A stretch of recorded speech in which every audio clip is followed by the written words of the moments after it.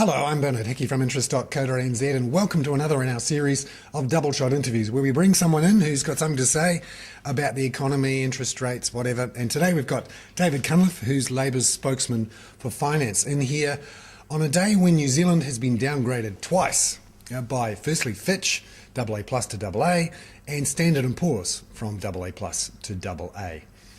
David Cunliffe, what's your initial reaction to today's double downgrade? Well, a double dip if you like. Look, chicken's coming home to roost. This is what the government said was its primary objective in Budget 2009 onwards to avoid, that it would add 1 to 2% to interest rates and $600 million a year to the government's interest servicing costs. The worst has happened, and it's happened because of a range of factors, including a lack of confidence in the government's response to the net international debt, largely private debt, and also our growing current account deficit. They both made that very clear. Bill English has said, hey, they've just shifted the goalposts. The rest of the world's worried about debt. We've got some debt. What do you say? Absolute errant nonsense, flim-flam and spin. They haven't shifted the goalposts. If you go back and look at their previous reports, they've said exactly the same thing. Net international debt, particularly the private debt, and your current account deficit. It's the same thing the OECD said, it's the same thing the IMF has said. Isn't it odd that you've got the IMF and the New Zealand Labour Party saying the same thing and the government not listening? But isn't the government simply inheriting a structural budget deficit, high current account deficits? They may not have fixed it, but this is something that came in through Labour. Look, that's equal nonsense. There was never a credit rating downlook, not even an outlook change under 9 years of a Labour government. We ran fiscal surpluses every year for 9 years. Nationals run 3 deficits in a row. Here's some headline numbers. Gross public debt is up $37 billion since they took office. Unemployment is up 47,000. GDP is 3.6% lower today than it was when they took office. And they had virtually no net Crown debt, including super fund assets, and now they've got about 20%. So things have gone from bad to worse. Not all their fault, no, I accept that. You know, the international market outlook has been poor, and we've had terrible earthquakes in Christchurch. But that explains about half of it. The other half of it is the economy not knowing where to go because there is no plan. What is needed? Very simple. You need a capital gains tax, and you've been advocating the same thing, to kick the tax incentive out of the property market and get capital going where it does the most good. Secondly, you need strong savings policy, which we'll be announcing shortly, and I know what you've been advocating, because we have to get the savings rate up to close the gap that's currently a yawning chasm that the ratings agencies are worried about. Don't we need spending cuts too? We need spending restraint, and you'll note that Standard & Poor's today hailed the bipartisan approach to fiscal prudence, and that's because we'd spoken to them and we showed them our fully costed fiscal strategy, and they have confidence in that. They know that under a Labour government we will be watching every penny. But it's got to be more than that. This is not just about the government's balance sheet. This is about the economy's balance sheet for which the government is responsible. It's a sovereign credit rating downgrade because of a complex set of problems that require structural policy fixes. You talk about the nation's balance sheets. Yep. When Labour was in power, Yep. The private sector ran up an awful lot of foreign debt. They did, and I think we were too slow on two things. Firstly, I think we underestimated the heat that was in the property bubble, and with 2020 hindsight, we'd have intervened more quickly to cut some of that back. We were trying a supply response. We should have been looking at the demand side earlier. And secondly, of course, history is now littered with failed finance companies. We brought in the deposit guarantee scheme. We regulated the finance sector. We should have started that earlier before the rot set in.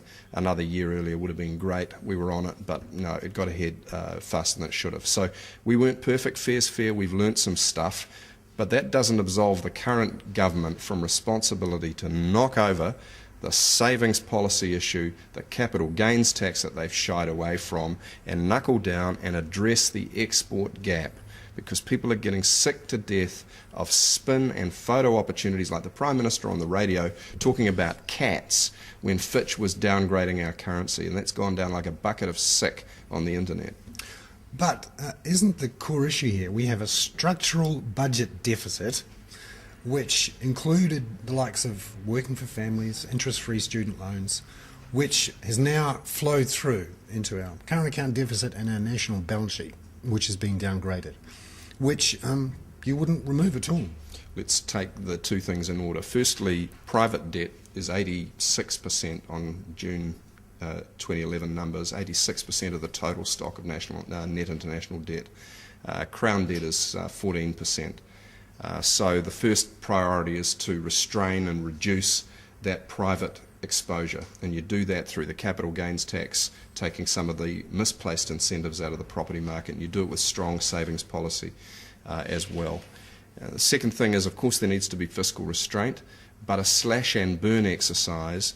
Look, imagine you could, for a second, just imagine you could cut the government's expenditure by half, or the government's deficit by half, and you would be taking that 14% down to 7%. You still wouldn't change the answer. And of course you couldn't do that without laying waste to the welfare system, the health system, the education system, and pensions. Half the government's budget, more than half of it's locked into transfer payments. You could wipe out that structural deficit by removing interest-free student loans, working for families, and, to be fair to you, the government's last tax cut for those on higher incomes. Well, let's start with the government's last tax cut. There have been $22 billion of tax cuts by the current government in the last two budgets. At the same time, they've run up $37 billion of debt, and that's clearly been unaffordable. They've been relying on something that's been tried and failed over decades, which is trickle-down economics. If you give rich people tax cuts, they won't import luxury goods, making a current account deficit worse. Oh, no Lamborghinis for them. They'll invest it in productive activity. Wrong. And what was wrong with the idea of spreading it around and giving it to families that actually needed it because they were under pressure and couldn't feed their kids? And that's why a lot of the international experts are saying when an economy is under real stress, equality matters. Because of the rich are getting poorer and half the country's getting left off the lifeboat. Doesn't help anybody. But isn't the basic problem we're still running deficits and we won't be back in surplus until 2014-15? If you're lucky. If you're lucky. But is Labor going to come in with a policy which means we have an earlier surplus and less deficits? Under Labor, you'll have a policy that will get Crown debt to zero faster than under National. So the answer to that is broadly yes, although there'll be a slight timing change with that under our tax plan. So we get to surplus later? No, I think you'll get to surplus in the same year under us, but the question between operating surplus and operating deficit actually isn't the most important question. The question is, when do you wipe out that debt?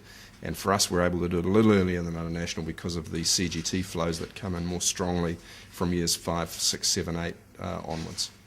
John Key is arguing New Zealand will be okay because China will keep growing fast, and that will mean our growth rate will be fast and we'll be able to grow ourselves out of this problem.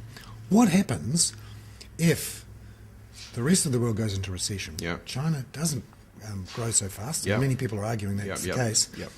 How would Labor, or National for that matter, run government in a low growth environment and return to surplus?